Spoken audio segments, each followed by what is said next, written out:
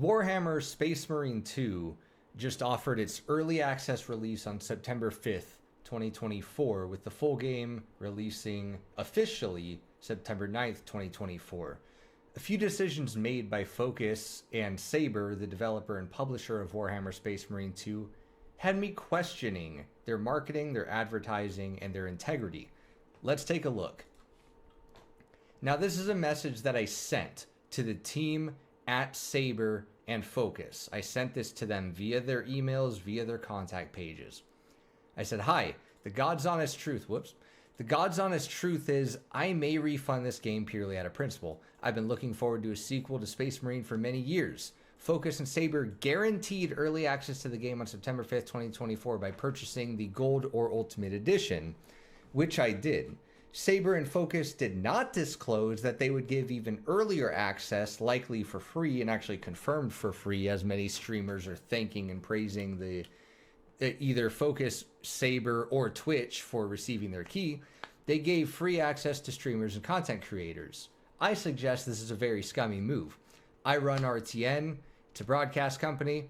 I use the social media to market myself. I don't have to get into this detail. I don't have sponsors. I don't have high viewership. I don't have great reach. And interviewed a couple people. That's all well and good.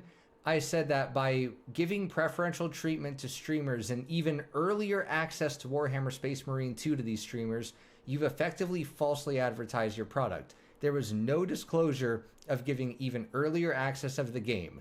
The impression is that anyone purchasing the game will start playing no earlier than September 5th. This dishonest and disingenuous move also hurts small channels and opportunities due to the fact that the starting point is not as advertised, not as marketed, and not as promised. All these content creators that somehow, some way, in an undisclosed method received early access have such a head start playing this game that half of them are probably feigning interest in anyways. Why should I bother buying a higher edition of the game when all I had to do was somehow, in an undisclosed method, apply my interest to play earlier than September 5th and receive a key? Why should Focus or Saber be treated with any level of integrity by such a dishonest practice? The reason that this is an issue to me, and I'm interested to hear in your comments below if this is an issue to you as well. I was misled. I was told this game is releasing September 9th, 2024. If you buy these higher and costlier editions of the game, you get these in-game perks, you get the season pass, you get the whatever skins, you get all this extra stuff, and you get to start playing before everyone else on September 5th. So why is it that on September 3rd and September 4th, Warhammer Space Marine 2 had over 180,000 concurrent viewers on Twitch, all with big names playing the game? Why am I going to pay $100, which I did, and here's the receipt for that. Why am I going to pay, or, for those that are going to say that's not $100, why am I going to pay $97.05 to get early access to the game when other people are still getting in before the early access that I pay for in some undisclosed method? If they were a little bit more honest with their marketing, maybe I would be a little bit more amicable to such a decision, but they told me and everybody else, September 5th, early access, buy the game, you'll get in, no problems. Why isn't everyone on that same playing field? Now, someone decided to disagree with me. Well, yeah, it's ironic that I call people names. Ooh, be mad. But Focus Entertainment actually got back to me. Hello, brother. Thanks for reaching out. If you pre-order the Collector's, Ultra, or Gold Edition before September 8th, 2024, you can have access to the game 4 days earlier than anyone else. So even after I call them out on this shitty practice, they still lie directly to me and say I can play before anybody else. I told them straight up, you've given exclusive access to streamers and content creators. Free access, mind you. And now you're going to look at me and lie to me and tell me that I can have access earlier than anyone else. Then why are these people playing 5 and 6 days earlier? I asked a friend of mine, hey, am I totally off base with this? And he says yes. He's like, I think you're totally off base. It's whatever. We talk about it a little bit. And while I didn't necessarily fully win over his support, he kind of goes like, okay, yeah, I can understand and I can see the arguments. This guy says, get your refund from Steam. Go bother other people with your senseless drivel. This is common practice for games. Need to get reviews and impressions out for a game to succeed.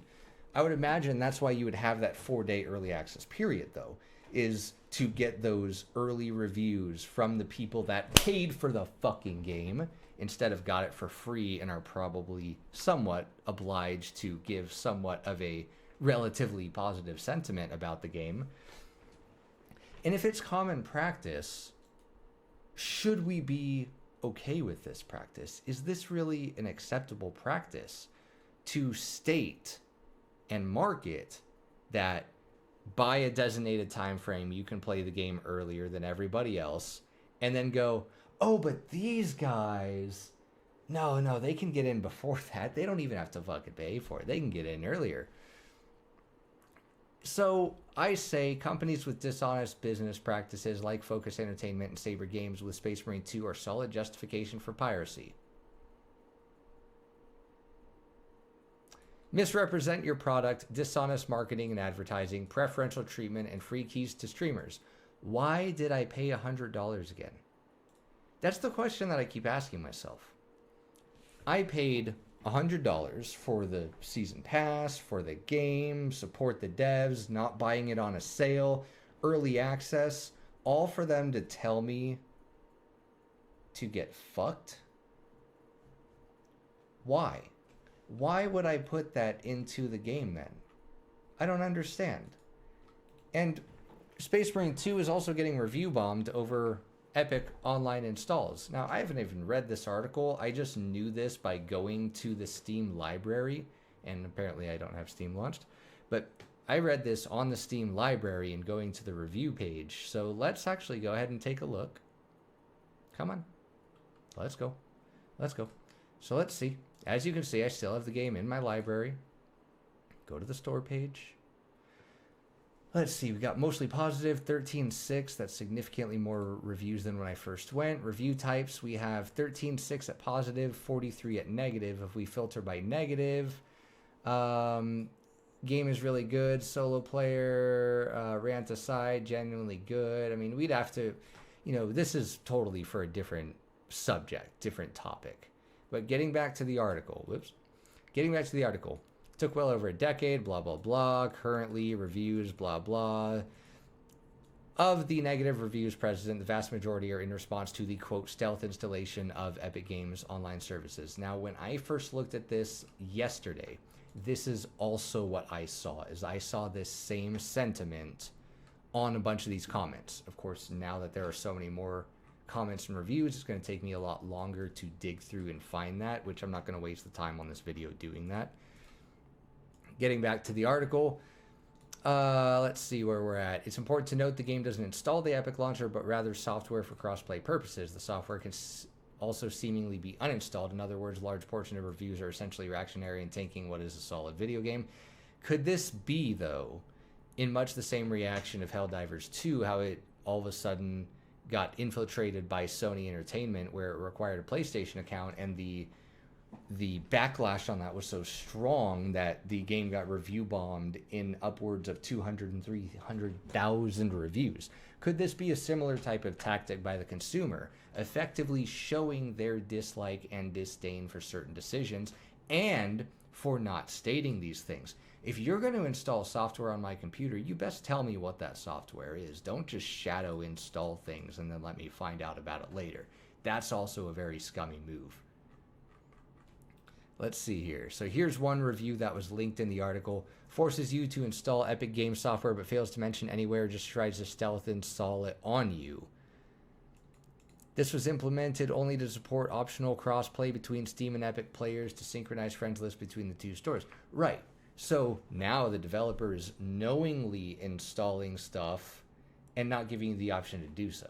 Where if I don't want crossplay, maybe you should have within the installer a little checkbox where I can uncheck it and say, I don't want to install Epic Games Services. I'm not going to use the crossplay feature. Keep in mind, this is an optional step and not required to enjoy Space Marine 2. The unfortunate thing, and what I saw yesterday on a bunch of the reviews, is that people had to install the software before knowing that they don't need the software. That's where I think a lot of the disagreement and disdain comes from. So I'm interested to hear your guys' thoughts. I'm interested to learn if I'm just totally off base in my assessment here. Maybe I am, maybe I'm not. I'm interested to hear what you think about it. My position is that if you're going to market your product and say release date is X, early access is Y, you best stick to that, especially if people are paying for that early access.